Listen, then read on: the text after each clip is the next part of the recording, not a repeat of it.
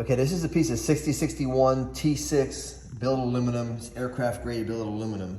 I'm gonna make a pretty bitchin' shift arm for one of my buddy's choppers out of this. I'm gonna turn this shift arm in my South Bend lathe. This is my 13-inch South Bend lathe. It was made in the early 1960s. It's not CNC, it's all manual, analog. I've been using this thing for years, since way back in the biker build-off days. Really great machine. It'll last my entire lifetime. These things are made in South Bend, Indiana.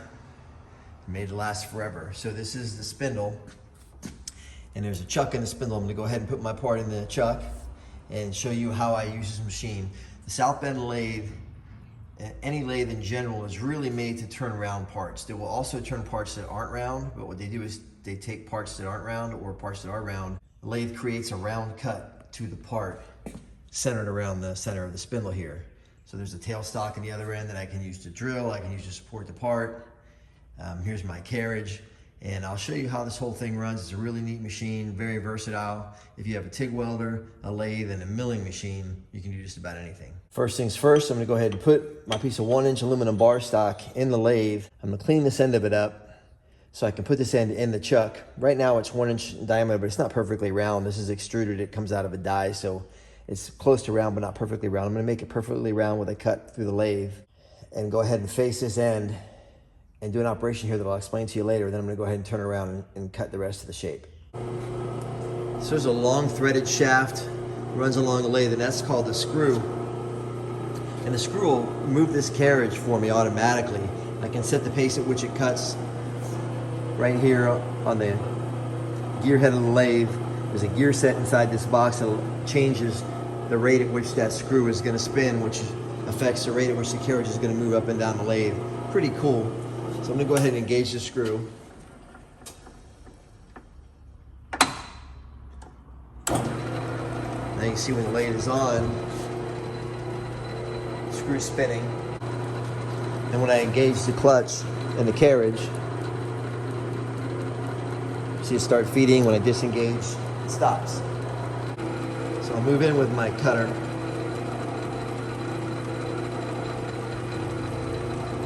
And just take a real light cut, a couple thousandths of an inch, and engage my clutch and watch it cut automatically.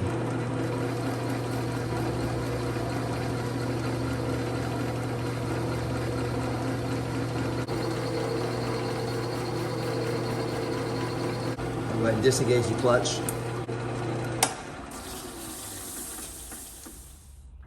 You see, got a nice smooth cut there.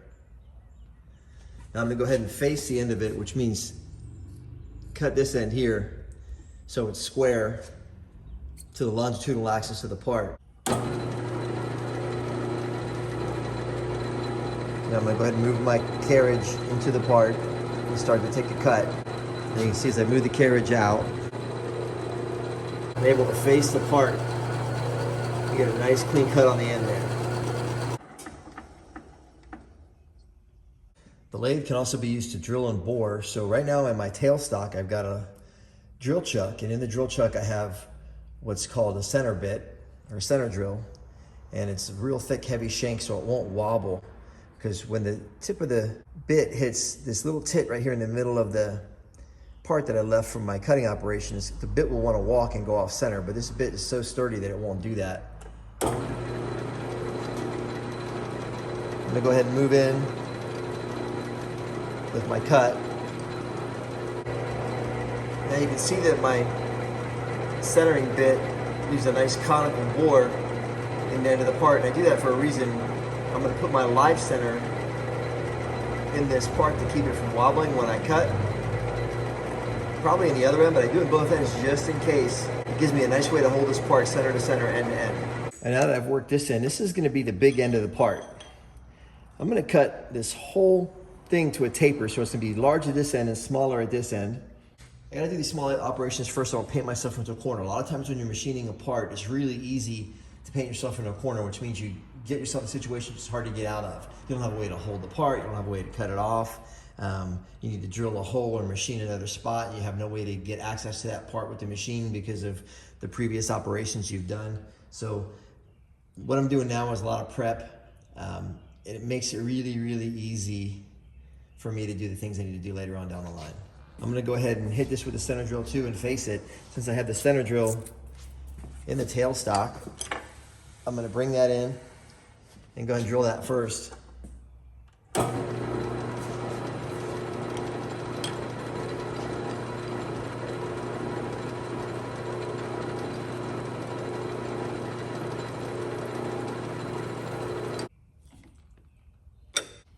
I'm gonna go ahead and surface this end too, but I can do it by hand. I don't have to use the screw. I just want to show you that you can do it either way. And come in with my cutter.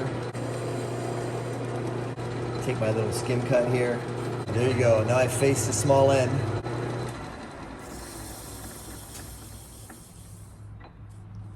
Okay, I'm doing something kind of cool here on the big end of the shifter.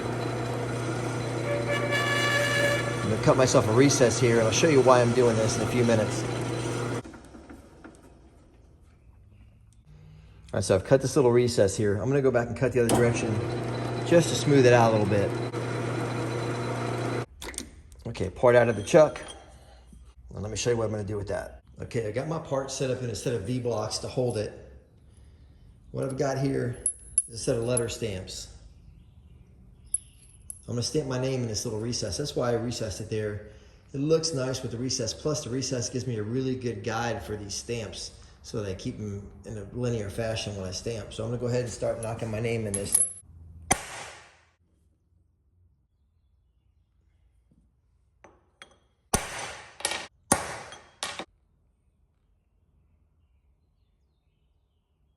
So I got my name on the one side here. And what I do on the other side is, just to keep it centered, I find basically my center point directly across from the center of the other letters, and I work from the inside out. So I'll do the L-A-N-E, I'll do the A and the N, and then work my way out from there. So my A is gonna go here. My N is gonna go on the other side of that. My E next to the N.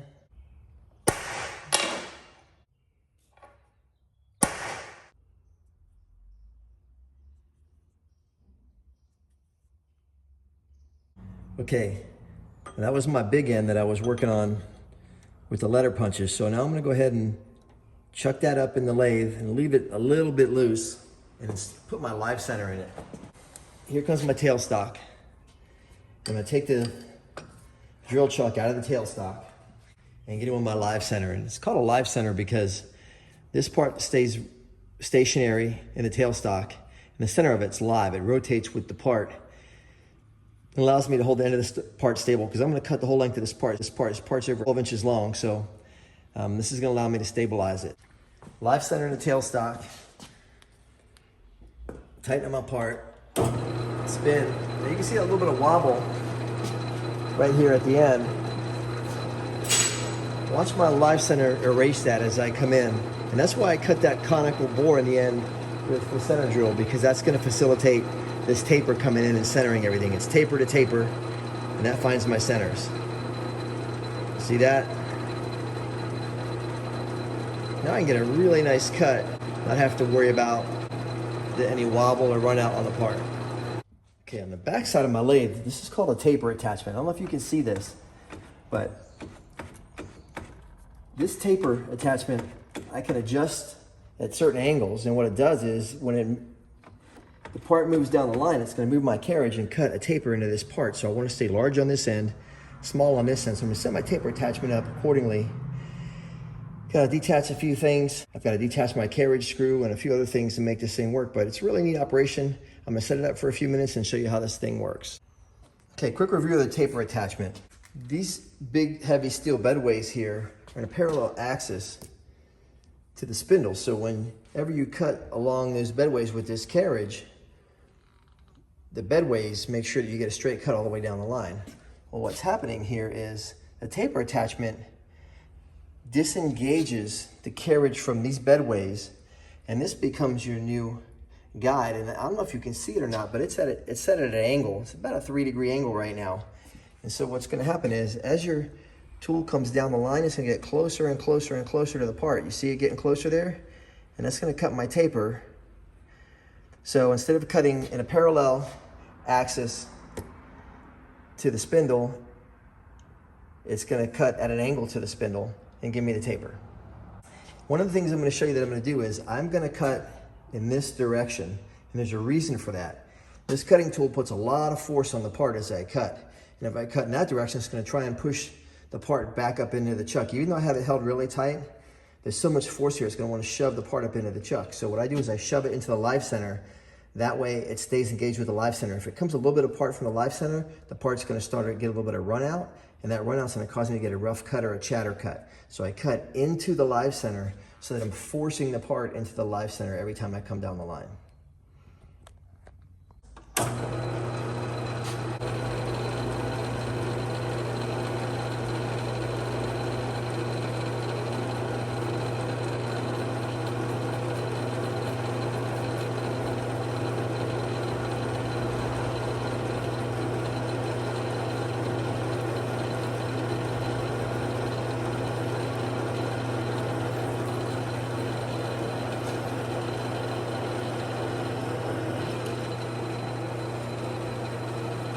Nice clean cut. These first few cuts, you won't even notice the taper. And after I've done a few, you'll see what I'm talking about. I'm gonna come out here, I'm gonna take off another 20 on the dial, do my second cut. And you can see the part that hasn't cut versus the clean part that has cut. And what that wobble line shows you is that this was not a round part to begin with. If it was a round part, it wouldn't have that kind of wobble to it. That wobble shows you that this truly wasn't round to begin with. So that's what the lathe does. The lathe takes any run out or non-round characteristics out of the part and makes it completely round.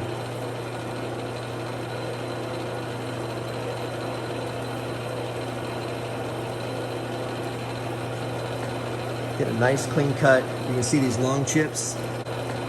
Get a nice clean cut. You can see these long chips come off the machine. Means I'm getting a really great cut.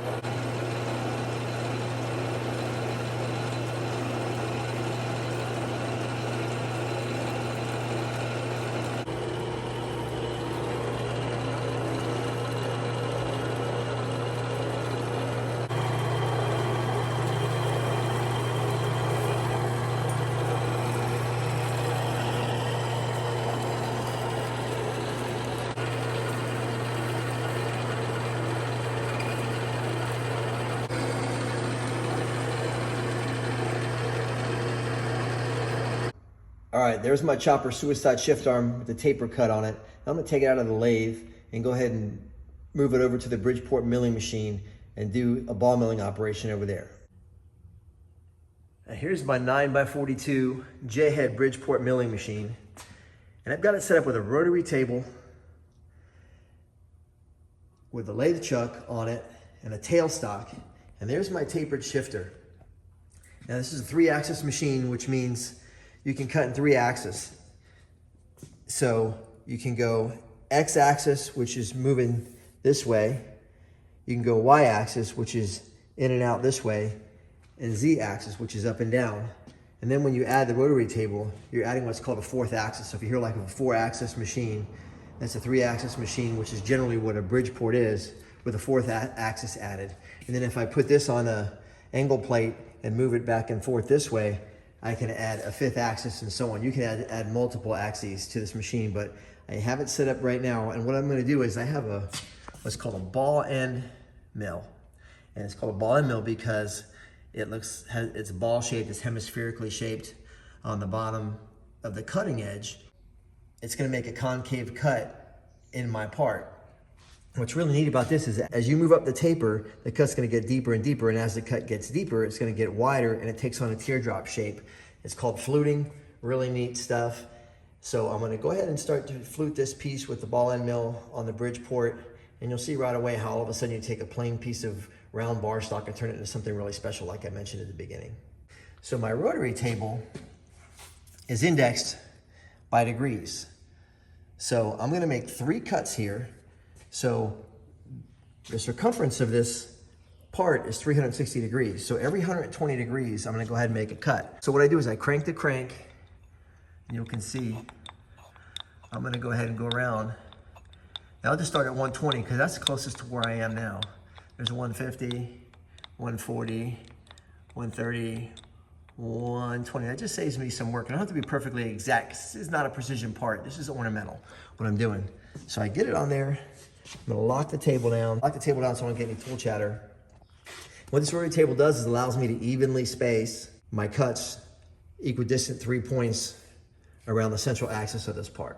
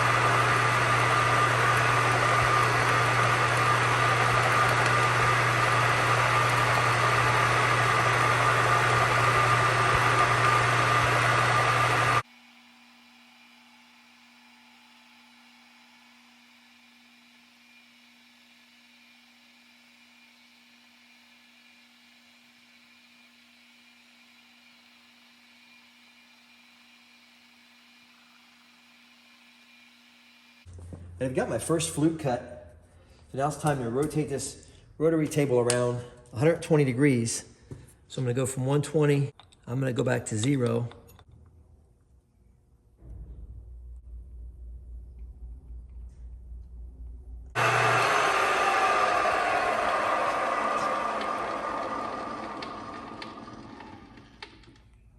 All right, there's the 2 flutes cut. I'm gonna go ahead and roll it around another 120 degrees and cut that 3rd flute. But I just wanted to show you how I get them even at the end is I have a stop set here on the milling machine table.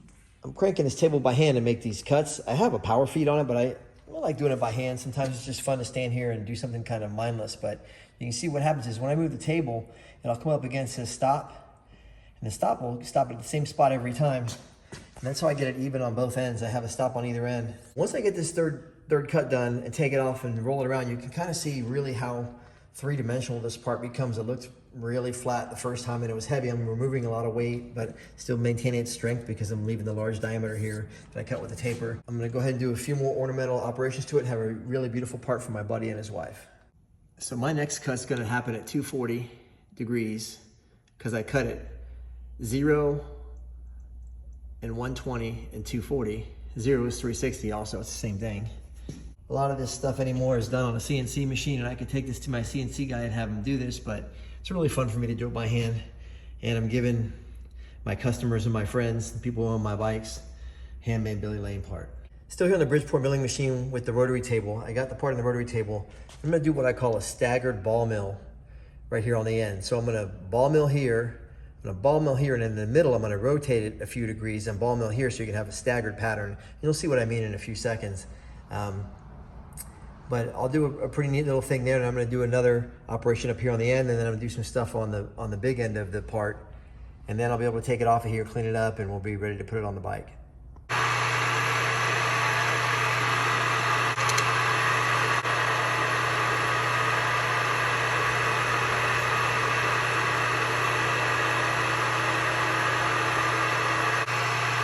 Around this part.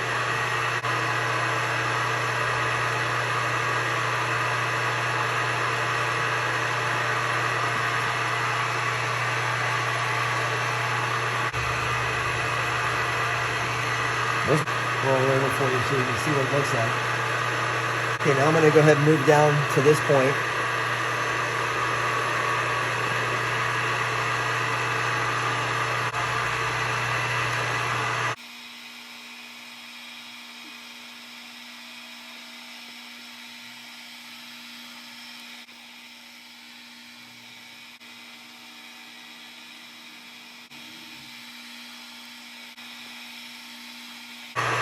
And now I'm going to roll 30 degrees instead of 60 to get to this middle point.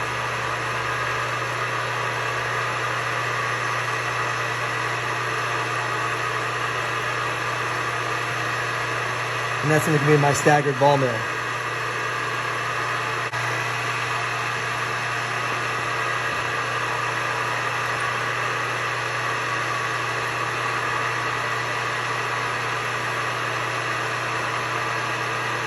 Now it's from increments of 60 degrees again, which gives me my stagger.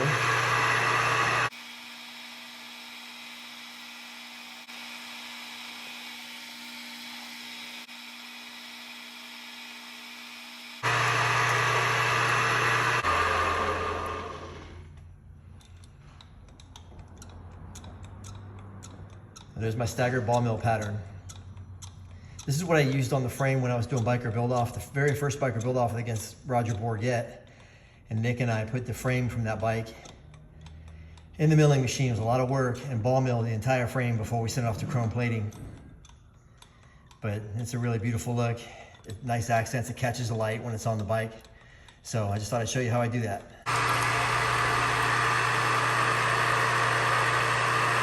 All right, I've made those deep cuts in there, in that taper, offset 30 degrees from the rest of these. Now I'm gonna roll back 30 degrees and do 6 more dimples in this top piece, and then I'm done.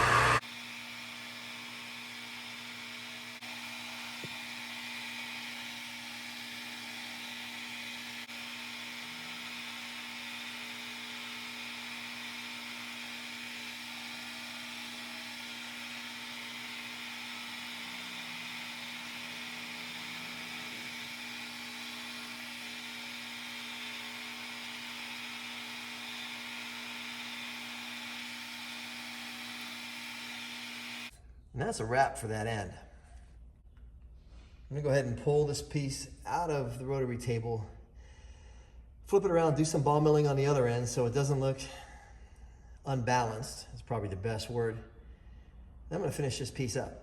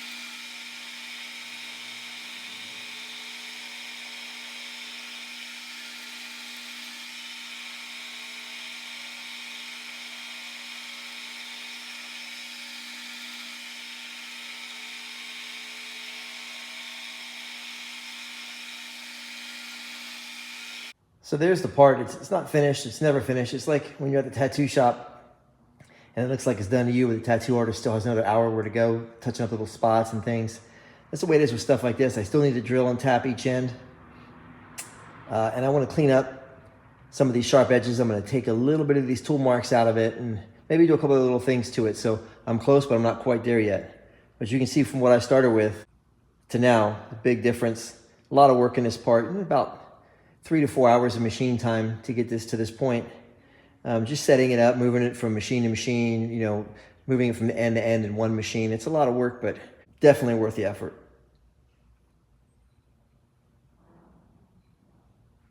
All right, I still have to drill and tap each end of the shifter arm. One to go on the bike and the other end where the knob is gonna bolt on. So I'm gonna go ahead and do that now.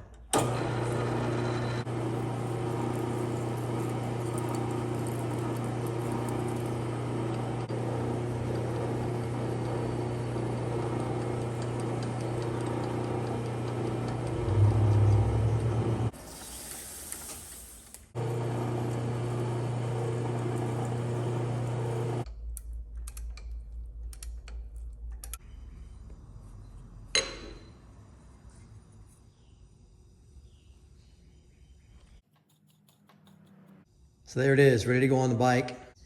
I'm not gonna polish it. I was gonna polish it, but it's got such a great machine look, handmade look, really kind of industrial. I like it this way, so I'm gonna leave it like this. I think it looks better than it would polished.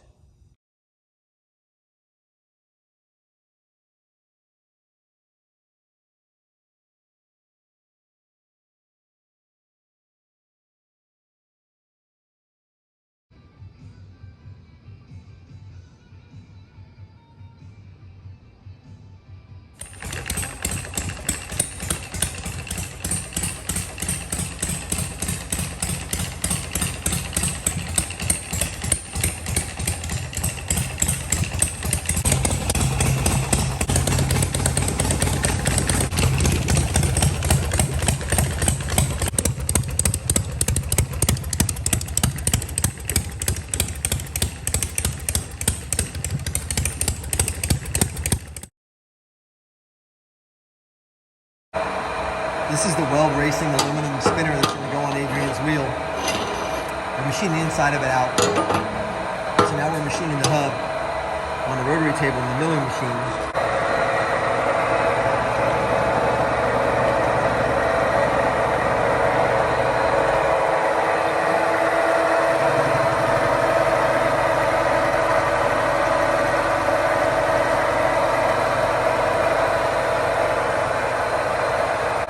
This is going to measure out about 3.150 on the caliper. And I'm going to go ahead and machine the wheel about 3.153. Give it about 2 thousandths interference fit. That way it'll hammer on and it'll be really hard to get off.